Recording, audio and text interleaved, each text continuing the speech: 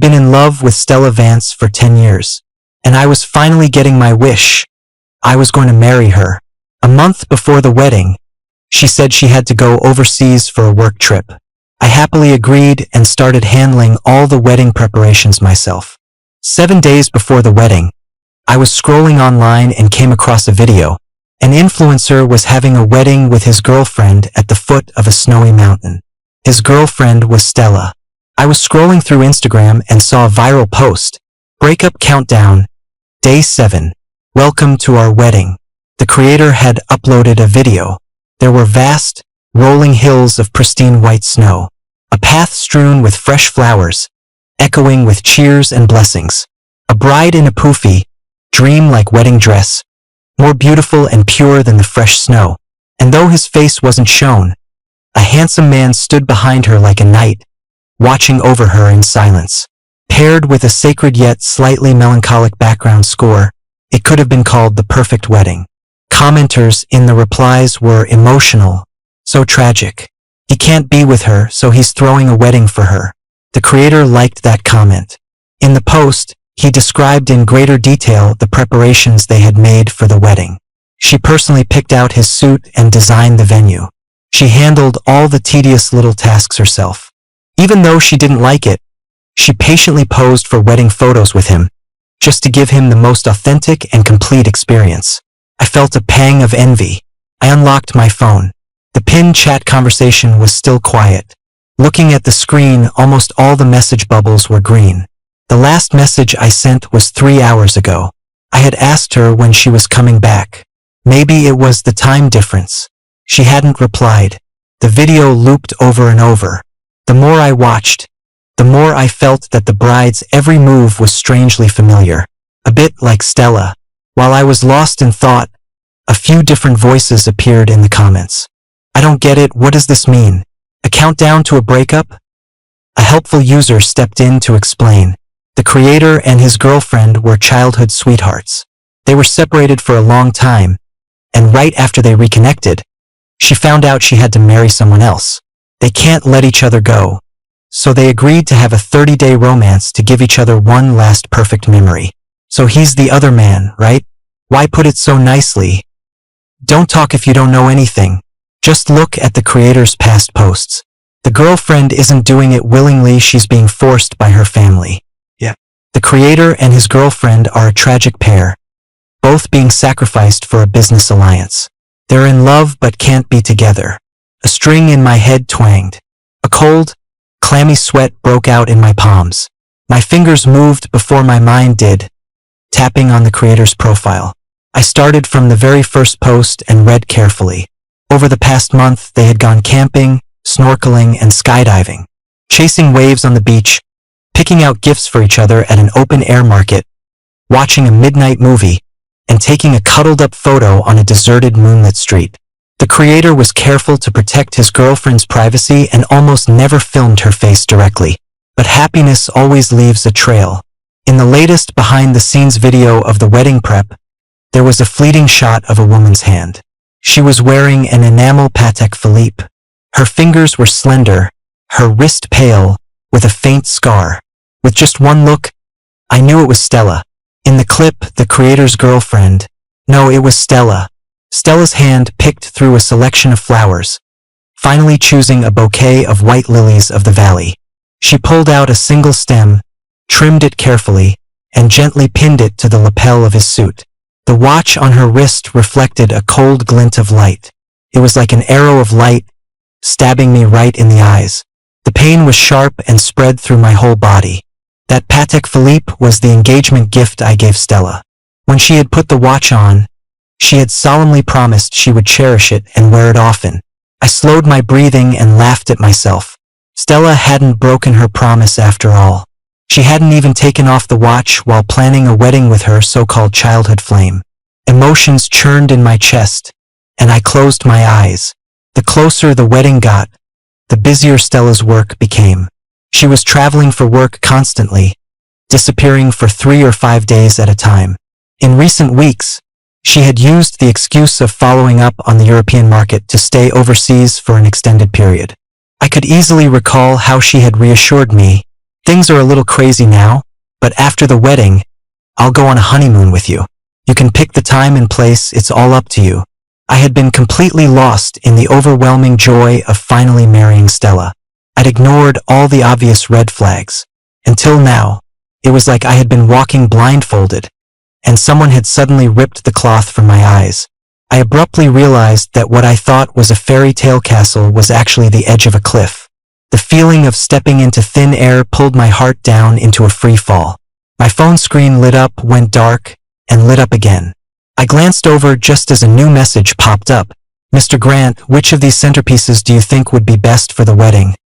It was followed by a string of pictures. I opened the message. The wedding planner was still diligently double-checking details in the group chat. I scrolled up. Stella had never sent a single message in the group. Not once. It was as if this wedding had nothing to do with her. All she had to do was show up on the day. I took a deep breath. The resolve that had kept me moving forward blindly dissipated with it. I typed out, word by word, no need to choose. The wedding is cancelled. We're not getting married. In the group chat, the wedding planner sent a series of shocked emojis. She anxiously asked what I was unhappy with, saying they could make adjustments. Her cautiousness reminded me of how I used to be when I first came to the Vance family, desperately trying to please Stella and her father, Mr. Vance. I sent a few apologetic messages to comfort her. Then I left the group chat without another word. The planner, Heather, sent me a shaky private message. Mr. Grant, don't worry. Even though the wedding is off, we'll still take care of all the follow-up arrangements. Follow-up? I sent her a private 6-figure payment and asked her to handle the rest. As I was doing it, my finger slipped and the phone jumped back to the previous page. The post was no longer available. I typed the username from memory. Still nothing. The account had been deleted. For a moment, I almost thought the whole thing had been a hallucination. At almost the same instant, a call from Stella came through. I stared at her bouncing profile picture. After a long moment, the call ended. Her messages flew in one after another. Leo, what kind of game are you playing? Answer the phone. What do you mean we're not getting married? What does that mean? Say something. So it wasn't a time difference. She just didn't want to reply to me. Realizing that, I simply turned off my phone. On my desk, there was still a photo of Stella and me. In the photo, I was in my cap and gown, my face half hidden behind a bouquet of sunflowers, my eyes fixed on her with adoration. Unlike the mature and composed woman she was now, the younger Stella, who couldn't hide her emotions well, had a stern expression, as if she were reluctant to be there. But her hand was resting gently on my shoulder. I lowered my gaze, picked up the photo, and tossed it into the trash. Back at our villa, I thought I'd be tossing and turning all night, but maybe because I'd already made up my mind, I was free of my worries and actually got a rare good night's sleep. My refreshed, good mood lasted only until I went downstairs the next morning. A silent figure stood quietly next to the living room sofa. Hearing the noise, Stella turned around. Maybe it was the red-eye flight, but she looked exhausted, her eyes bloodshot. But when she saw me, she couldn't help but let out a sneer. You've turned the world upside down, and you had the nerve to get some sleep. I forced myself to be patient. You should get some rest first. We can talk about whatever it is after you've slept. Stella scoffed dismissively. She walked straight toward me, backing me up step by step until my back was against the wall and she had me trapped. I looked down at her, her cool scent washing over me. I held my breath, feeling an uncomfortable urge to push her away and create some distance. Stella didn't seem to care. Her gaze roamed over my face. After a moment, she said playfully, "What is it this time? What have I done to displease you now?" I turned my head away, forcing myself to stay calm. I spoke. "Stella, let's call off the engagement. You'd have the heart to do that?" Stella looked like she'd heard a joke, her expression flippant. Besides, my dad would never agree. After all, she drew out her words, her tone dripping with sarcasm. "You're my dad's perfect choice for a son-in-law. You agreed when we got engaged." I reminded her. Dating, getting engaged, setting the wedding date. Through it all, Stella was never enthusiastic, but she never resisted either. So I naively thought that she must like me at least a little bit. I never said I wouldn't marry you, Stella said with a half smile. You're the one calling off the wedding now. Leo, what exactly are you trying to do? She studied me, as if trying to find the answer in my expression. The wedding? I felt a laugh building inside me. Didn't you already have one? Stella froze for a second. Then it dawned on her. Oh, so that's what you're angry about. No guilt, no surprise, no denial. She even looked at me with a hint of novelty. It was just a small ceremony. It doesn't mean anything. Ethan said he wanted to hold a symbolic wedding for himself and asked me to play along. Is that really worth being jealous over? That was her explanation. I couldn't quite put a finger on what I was feeling. I paused, then spoke in a calm voice. My wedding with you is also just a small ceremony. It doesn't mean anything either. Since you don't sincerely want to marry me, it's better to call it off now. You don't have to worry about your dad. I'll handle it. But Stella misunderstood my meaning. She stared at me for a while, the emotion in her eyes slowly turning cold. With a hint of malice, she reached out and touched my earlobe. Leo, so that's your game. My mistake.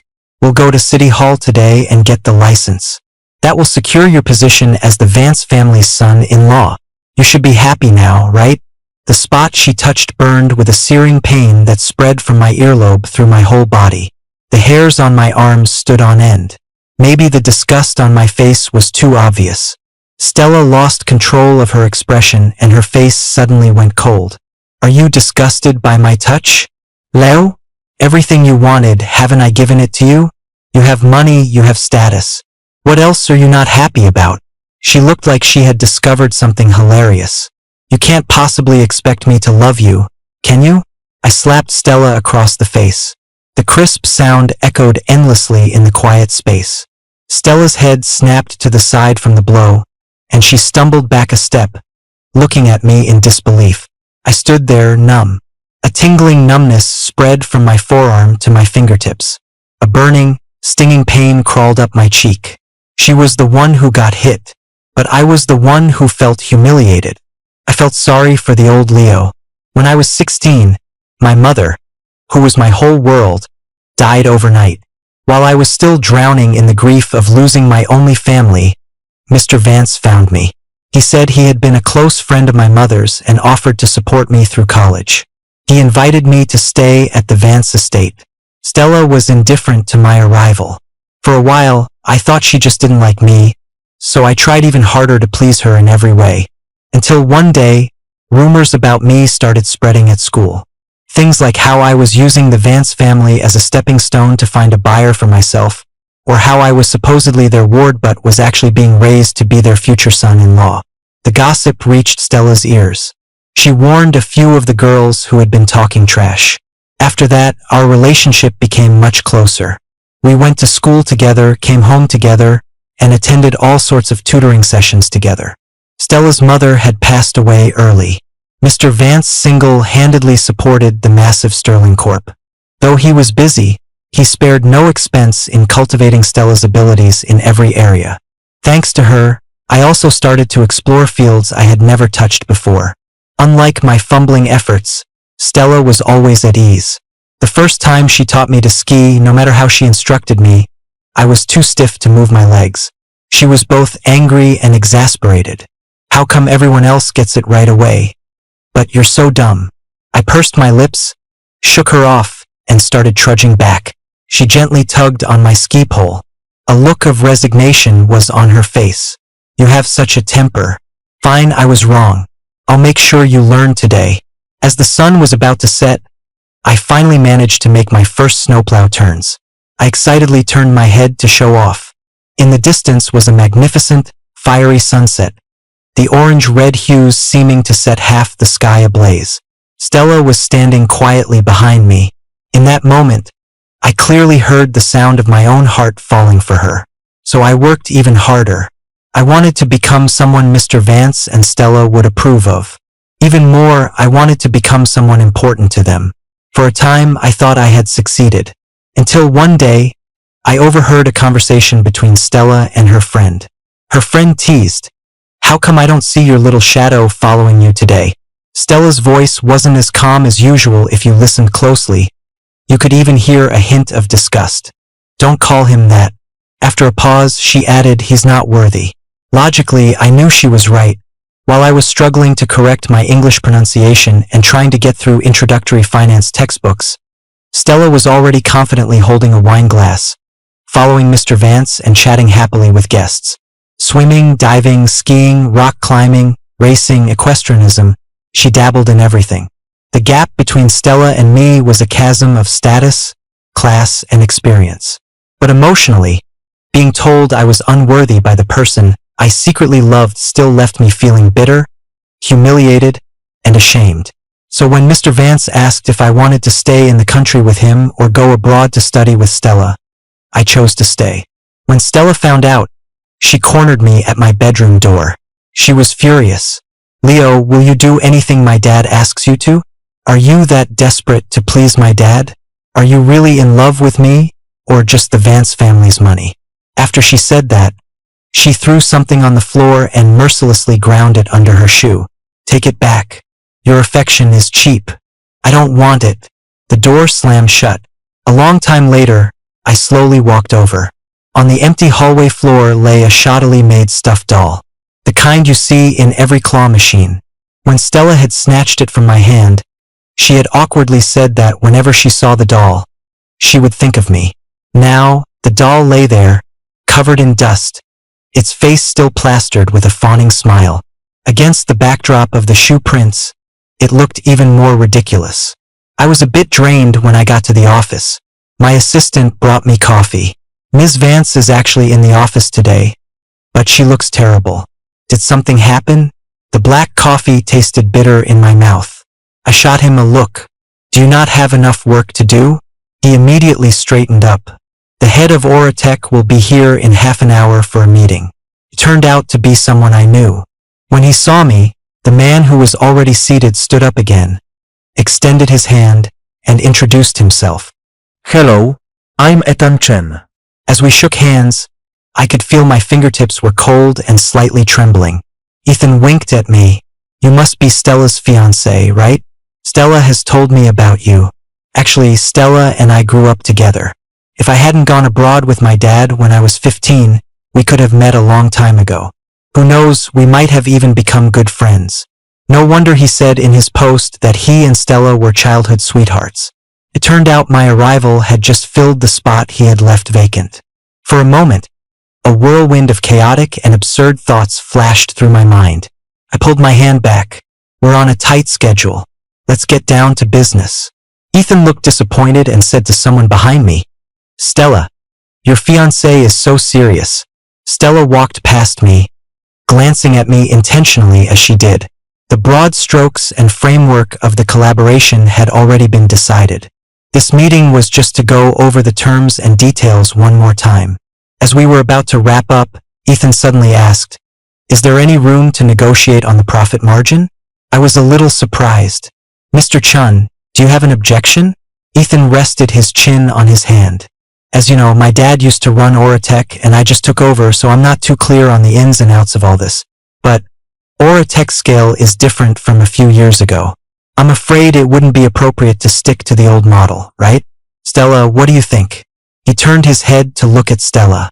But Sterling Corp's partnership with Oratech has always... Times have changed, Ethan interrupted me. Now that Stella is in charge of Sterling, things will naturally be different from when Mr. Vance was at the helm. I don't know which of his words struck a chord with Stella, but after a moment of thought, she actually nodded. I'll consider it. I was about to speak up, but Stella shot me a warning glance. Ethan closed his laptop. You two can discuss this privately later. Just get me a result as soon as possible. With the business done, he curved his lips into a smile. Stella, lunch together? He turned to me, not bothering to hide the victorious look on his face. Would you like to join us, Mr. Grant? Speaking of which, he looked me over carefully. I can't shake the feeling that we're kindred spirits. His assistant chimed in, Mr. Grant, and you do have a similar look, sir. That's enough, Ethan said, feigning a reprimand. I kept a straight face. I have other work to do. I won't be joining you. Stella followed me into my office. As she approached my desk, she frowned. Where's our photo? You can't agree to Ethan's terms. We spoke at the same time. Stella raised an eyebrow. Leo, it's after office hours. She looked down and fiddled with her phone. The phone in my hand vibrated twice. I picked it up and saw that she had added me back to the wedding planning group chat. Heather, the planner, sent a confused question mark. Stella, the wedding is back on. Don't cancel. She produced a velvet box from somewhere. Inside was a men's ring with a simple, understatedly luxurious design, with tiny diamonds set into the inner band. Stella pushed the ring toward me. You mentioned wanting to go to Antwerp a while ago. I happened to be passing through a few days ago, and I think you'll like this one. What a coincidence. I had seen this ring in Ethan's post. He wrote that he and his girlfriend had been visiting Antwerp and had found a piece of jewelry they loved. She asked me what I thought of this ring. I told her the design was too conservative, like something an old man would wear, and it made her laugh. It was so strange. I had only seen it once, but I could recall every word. Did Ethan help you pick it out? Stella was a little surprised but admitted it. Yes. You know, I'm not good at picking these things. Her voice trailed off as I tossed the ring into the trash. Her face darkened, and her tone was sharp. Leo, what is wrong with you now? I thought I made myself clear this morning. Meeting her gaze, I repeated, I want to call off our engagement. You can marry whoever you want, it has nothing to do with me. What are you so upset about? Stella asked, completely baffled. You were the one who proposed marriage. You were the one my dad chose. I agreed. What more do you want? I was exhausted.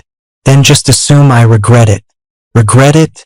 The wedding is just a few days away. Guests are already arriving, and you're regretting it now? Stella's voice was grim. I let out a laugh. You can still have the wedding. You'll just have to swap out the groom. I offered the suggestion sincerely. A strange expression flickered across Stella's face. What do you mean? I was glad I had saved Ethan's post. I handed her my phone, and Stella read it intently. A moment later, she relaxed completely. Even her voice sounded a couple of shades lighter. I didn't know Ethan posted all that. You don't have to explain to me. I cut her off. It has nothing to do with me. I looked her straight in the eye. Stella, for your dad's sake, let's not make this too ugly. Whether it's Ethan or someone else, if you like them, you should feel free to pursue them. I don't think your dad would object either. How generous of you. Stella didn't seem happy. She paced back and forth in the room like a caged animal, full of anxiety. After a while, she stopped in front of me, adopting a look of concern. If you don't marry me, who else will you find? If you leave the Vance family, leave me, you might not find anyone with better prospects. She had the capital to be arrogant. But that's my business, and it has nothing to do with you. Another long silence. Stella finally moved.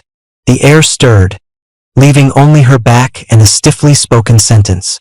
You can explain it to my dad yourself. I'm not getting involved. Before I pushed open the hospital room door, I thought I was prepared. I wasn't. Mr. Vance lay frail and quiet on the hospital bed. The once unyielding titan of the business world was now barely clinging to life with the help of expensive drugs and nutritional IVs.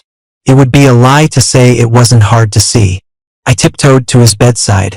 As I looked down, I was startled to meet a pair of dark eyes. Mr. Vance. My heart skipped a beat, and my expression froze. Mr. Vance closed his eyes. You're a grown man, getting startled so easily. Not steady at all. I steadied my pounding heart. Are you feeling any better today? Mr. Vance struggled to sit up. He wouldn't let me help. The simple movement left him gasping for air. You should be preparing for the wedding. What are you doing here?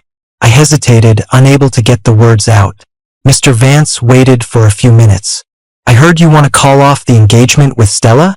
The hospital room was silent. So silent that every word Mr. Vance said hammered into my ears, weighing me down until I could barely stand. Leo, you are my chosen son-in-law.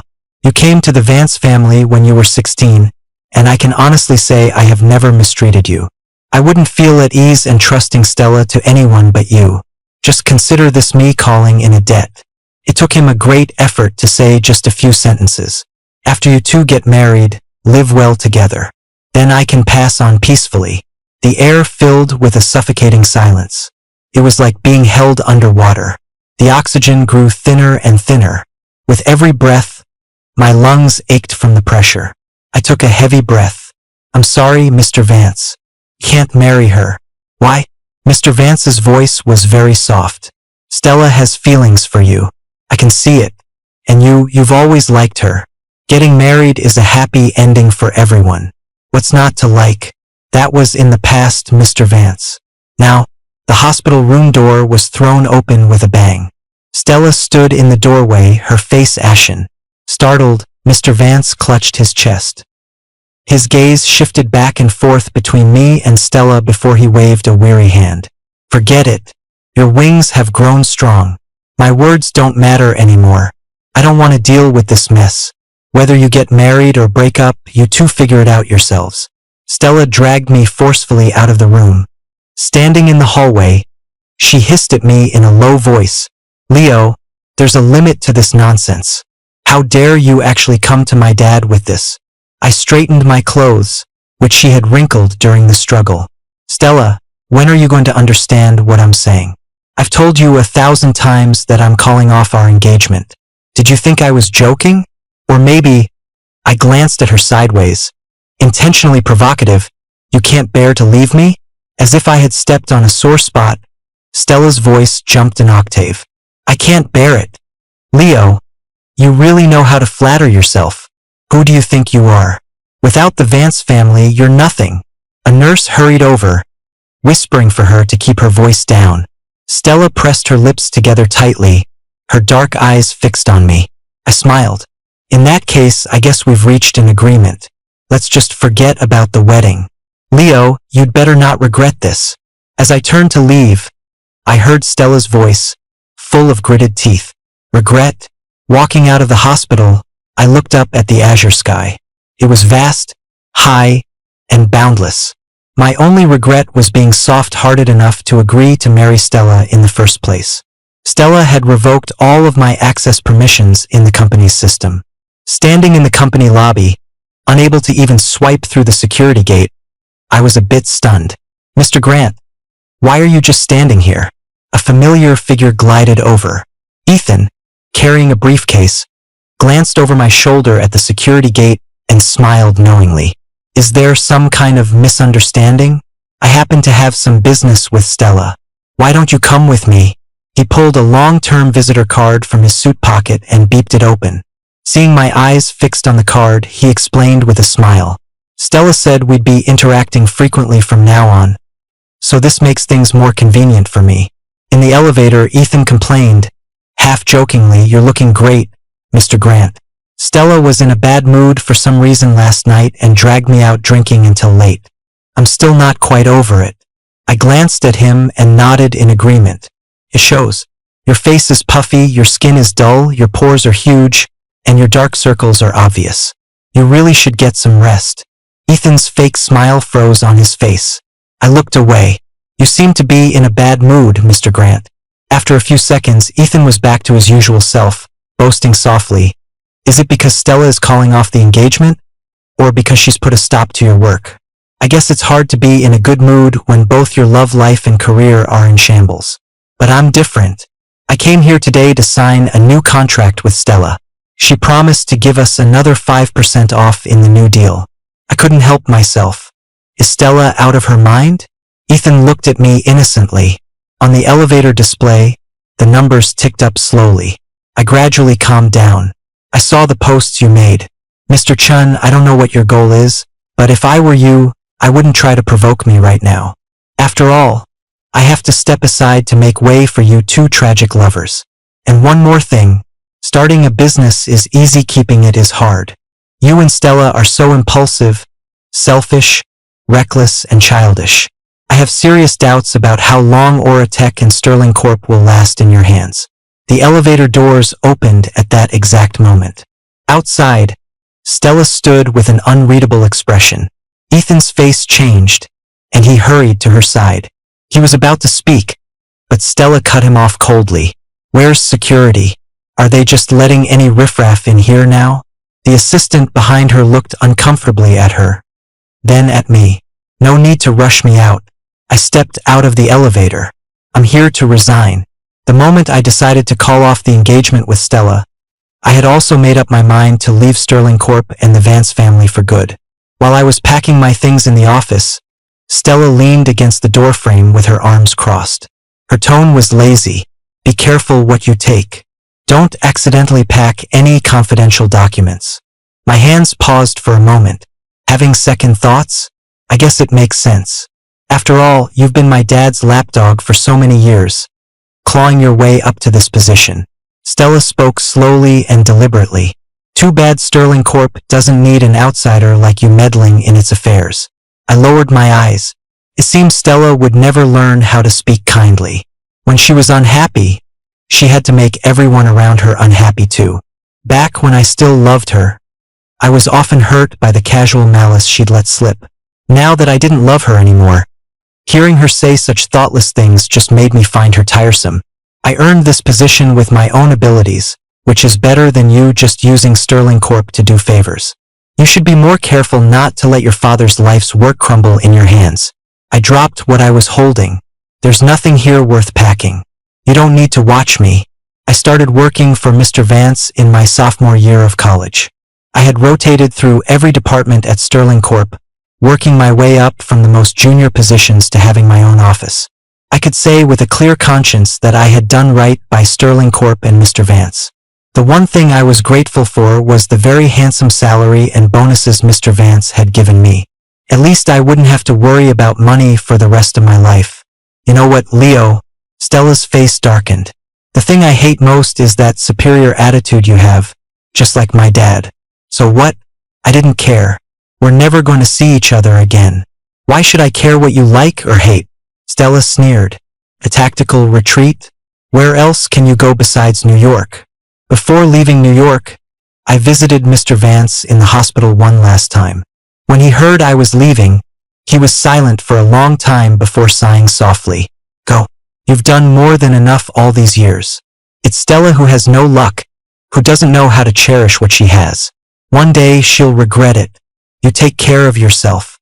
Mr. Vance closed his eyes, a silent farewell. I didn't know where I could go. All my memorable years had been spent in New York.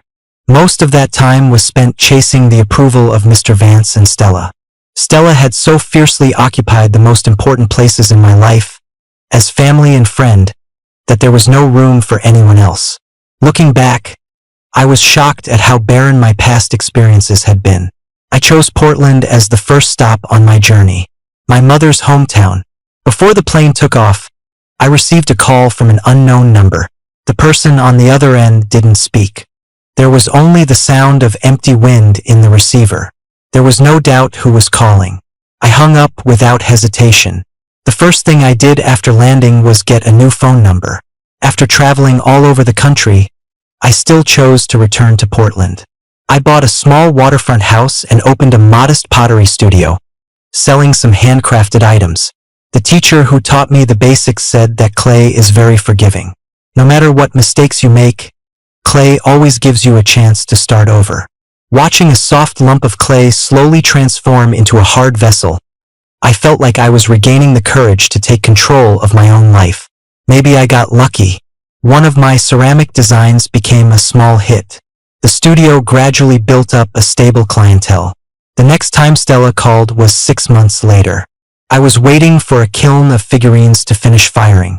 The sky was not yet light, with a sliver of dawn showing on the edge of the indigo sky. The world was still asleep. It made the voice on the other end of the line sound as soft as a whisper. Leo, I have no family left. I took the earliest flight back to New York. Stella sent a driver to pick me up.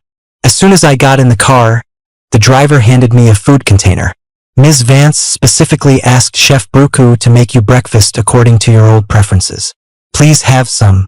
The container was warm to the touch, a faint aroma seeping from the seams. I had no appetite, so I set it aside. In just a year, the once familiar streets now seemed a bit strange. I sighed and, meeting the driver's curious glances in the rearview mirror, I asked, "How is Stella now?" She's very heartbroken. The driver opened up, chattering on. He went from her work situation over the past 6 months to how she had stayed outside the operating room all night without sleep when Mr. Vance's condition was critical. He nearly gave me a minute-by-minute account of her daily schedule. But with you here to accompany her, she'll definitely get through it. I listened distractedly. Stella told you to say all this, didn't she? He abruptly stopped talking, a look of embarrassment on his face. As we drove down a street, he let out a long sigh and mumbled, "Actually, the day you left New York, Ms. Vance went to the airport to see you off. She pushed off all her work and sat at the airport for a whole day. Every time someone came out of the terminal, she thought it was you, having changed your mind. She even asked me if you had really left. I've been driving for her for so many years, Mr. Grant. I've never seen her like that. Actually, she really cares about you." I was non-committal. The driver worked for Stella. It was only natural for him to side with her.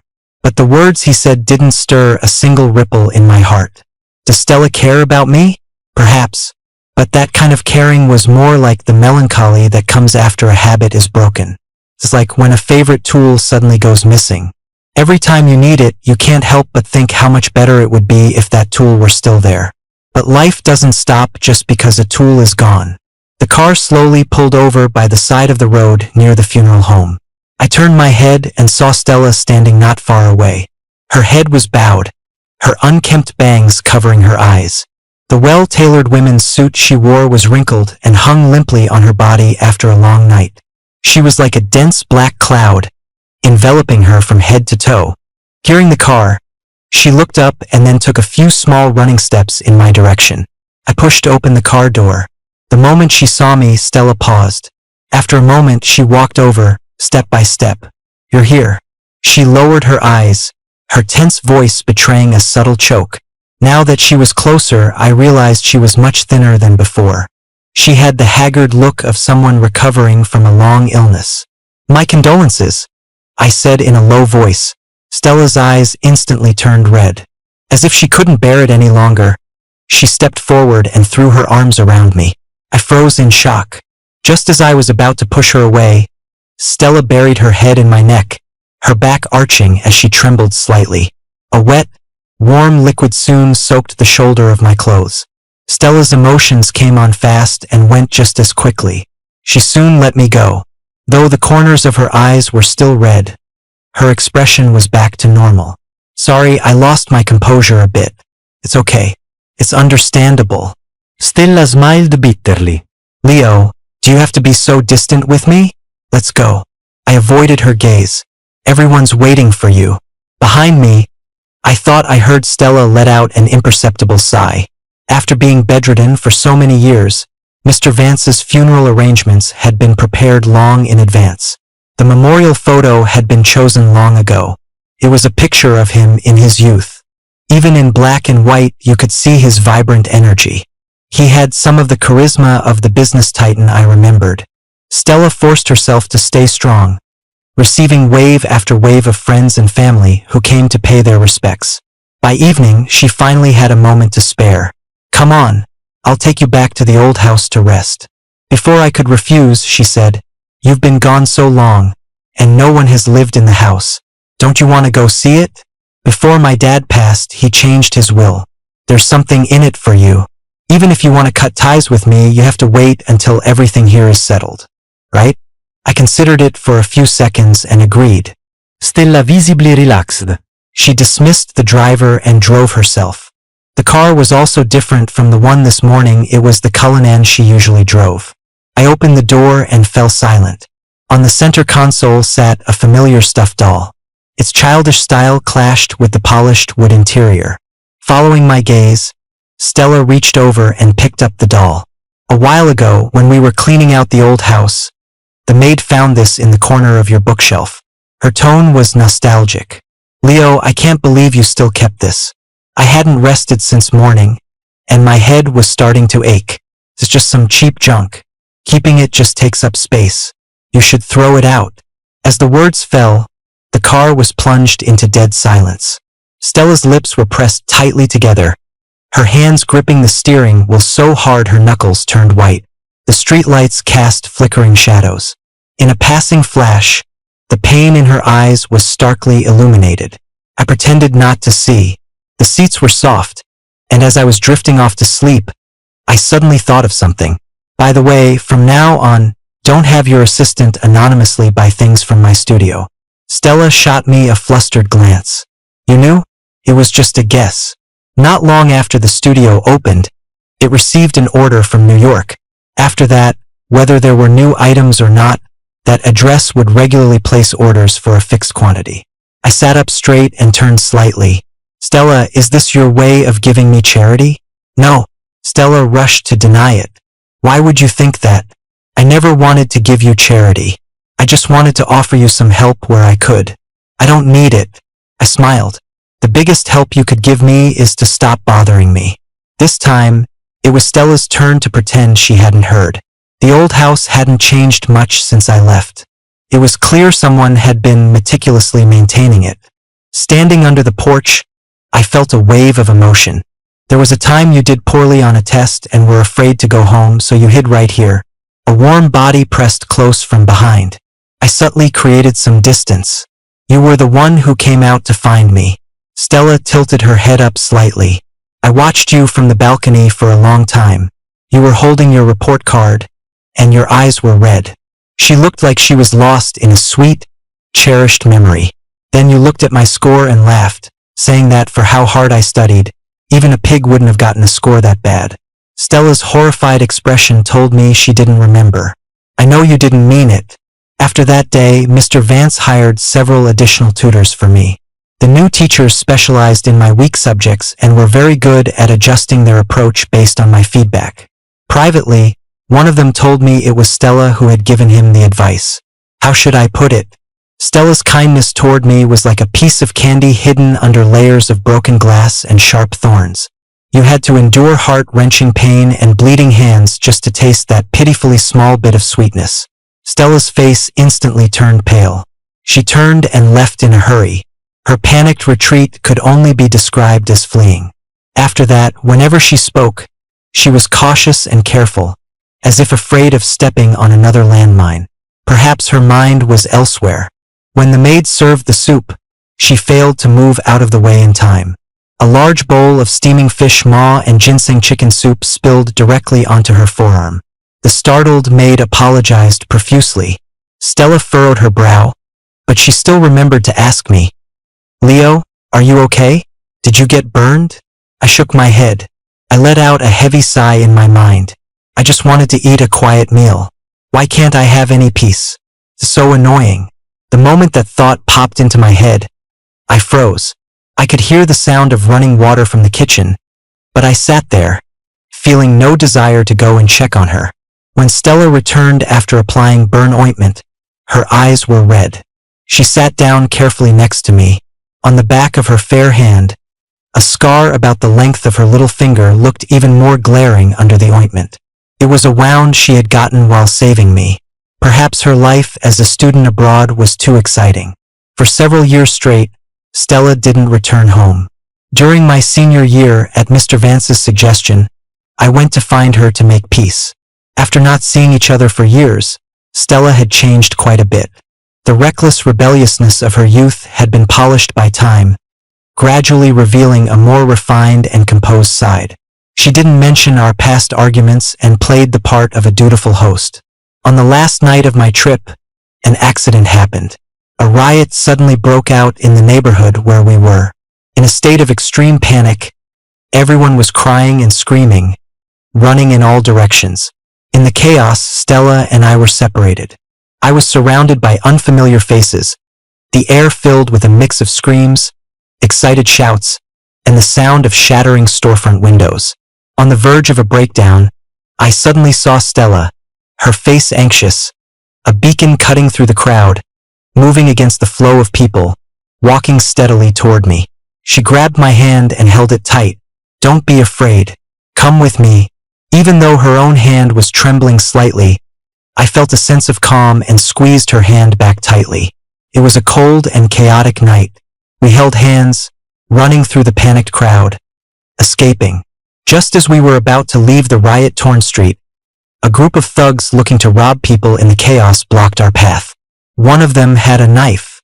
As the cold blade swung down at me, Stella reacted in a flash, raising her arm to block it for me. Just then, the sound of police sirens echoed nearby. They exchanged a look and reluctantly left. The next day, the media reported on the riot. Mr. Vance, extremely worried, called from overseas to check on us. I reassured him in a soft voice, while secretly looking around Stella's small apartment. It wasn't large, but it was exceptionally tidy. That made the few square foil packets scattered near the leg of the table exceptionally conspicuous. At first, I didn't realize what they were. When it hit me, I felt like all the blood in my body had frozen. I don't know what I said to Mr. Vance. I just mechanically replied, "Don't worry. I'll definitely talk to Stella as you said." The phone was snatched from my hand. In my ear, Stella's furious voice sounded distant and weak, as if filtered through frosted glass. "So that's why you suddenly came to see me. It was my dad's orders. Leo, oh Leo, you really are a loyal and devoted dog." She had used too much force, and her bandaged wound split open again, seeping a faint trace of blood. That time, we parted on bad terms. Stella didn't come home that year either. Meanwhile, Sterling Corp started losing market share due to a series of bad executive decisions. I stayed by Mr. Vance's side, accompanying him as he negotiated everywhere to turn the tide. Later, Stella returned after finishing her studies and took over Sterling Corp. Mr. Vance assigned me to work with her. Our seamless teamwork and professional collaboration helped us break the ice, and our relationship gradually grew closer again. Looking back from a distance, the conflicts that lay between Stella and me had never really disappeared. We just had an unspoken agreement to ignore them, thinking that would be enough to maintain the peace. I pulled myself out of the memories. My eyes met Stella's, which were full of melancholy. She gave a bitter smile. "You know, Leo, in the past, if you saw me get hurt, you would have rushed to treat my wound, scolding me for not being careful enough, and acting like it was the end of the world, insisting I go to the hospital. I probably would have had to comfort you and tell you it was no big deal, to stop your eyes from turning red." I smiled too. "Sounds pretty annoying." After a pause, I added, "and foolish." "Not foolish at all." Stella retorted. "I was the foolish one." Her voice was low and raspy. "I was so foolish I didn't dare admit I liked you. I was afraid you were only nice to me because I was Mr. Vance's daughter. When you said you wanted to marry me, I was truly happy. But there was a voice in my head constantly questioning whether you genuinely wanted to marry me, or if it was because my dad asked you to. I didn't dare ask you for confirmation, so I just ran far away. I never thought I would run into Ethan, and I certainly never thought he would post those things. Later, when you said you wanted to call off the engagement, I was furious and said a lot of hurtful things without thinking. That wasn't what I meant. But then you really left without a moment's hesitation. Leo, you have no idea how much pain I was in. We were so close to getting married. Whether you truly loved me or it was for some other reason, what does it matter, as long as you were by my side? Leo, I regret it. Come back to me. You're all I have left." She grabbed my hand desperately. Her tear-filled eyes locked on mine. I had never seen Stella cry so miserably. Hot tears fell on the back of my hand, scalding me. I flinched, my fingers curling slightly. I slowly pulled my hand away. "Stella, you're just not used to it. You'll get over it. Even the deepest, most painful wounds will heal one day. That's how I got through it, bit by bit." Stella's eyes were red. "You still won't forgive me?" I shook my head. "I don't blame you anymore," which meant there was nothing to forgive. I pulled out a few tissues and handed them to her. "You only feel resentment when you care, and you only feel hatred when you love. Stop talking." Stella covered her face, her voice muffled. "Let me finish," I said slowly. "After all, it seems like we've never really had a proper talk, and we won't have the chance again." "Stella, are you saying you never felt that I loved you?" I watched her turn her face away and laughed without realizing it. "I don't think so. You were just ashamed to admit that you could fall for someone you considered unworthy in every way. So you took advantage of my love and did whatever you wanted, trampling on my feelings time and time again. You tested the limits of my tolerance to confirm the purity of my love for you. You were so sure I would never leave you, so you were reckless. You said you didn't dare ask me for confirmation, so you ran away. You said nothing happened with Ethan, so you could jaun around with him and hold a wedding without a shred of guilt. You called me a social climber, so you kicked me out of Sterling Corp without a second thought. Now that you're all alone, you say you can't live without me and want me to come back. Stella, the world doesn't revolve around you. You didn't understand that when you were 18, and you still don't understand it now? When Mr. Vance's will was read, Stella wasn't there. Her assistant attended on her behalf. In his will, Mr. Vance specifically left me the old family house and his personal collection of art and antiques. To my surprise, he also left me 3% of the shares in Sterling Corp. After signing the official documents, the lawyer politely stated that he would handle the corresponding procedures for me. On a whim, I suddenly said to Stella's assistant, actually, when you compare, Mr. Vance was pretty generous. The assistant pushed up his glasses and changed the subject. Ms. Vance also has some documents that require your signature. The villa we had bought for the wedding, Stella signed it over to me. On top of that, she also gifted me a commercial office building in Portland. Ms. Vance also said that the doors of Sterling Corp are always open for you. You can come back anytime. I don't think so. I declined politely. I poured my heart and soul into Sterling Corp for so many years. I'm tired. The assistant expressed his understanding. Then please keep these properties. Ms. Vance said to consider it compensation for your many years of work at Sterling. I thought about it and didn't refuse. As I walked out of the notary's office, a black car was parked in the shade of the trees by the road. The driver got out and opened the car door for me. The assistant spoke up at the right time. Ms. Vance heard you have a flight this afternoon and has already upgraded your seat. The driver will take you to the airport. No, thank you. I refused flatly. Tell Stella to stop making pointless efforts. The best relationship she and I can have is no relationship at all. If she has this much time on her hands, she should be thinking about Sterling Corp's next steps, so my stocks don't lose too much value. The assistant pondered for 2 seconds and gave a barely perceptible nod. The rideshare I had called arrived just then. Before I got in, the assistant called out to me. Mr. Grant, that set of scenic-themed dinnerware you fired was beautiful. Can I still order from your shop in the future? I laughed. You can, but Stella can't. The car slowly pulled away. In the rearview mirror, the assistant was still standing there. A figure emerged from the shadows and stood with him, looking in my direction from afar. I looked away. Their figures grew smaller and smaller, eventually disappearing from my world completely. White clouds floated outside the window. The car turned a corner, taking me on a new journey.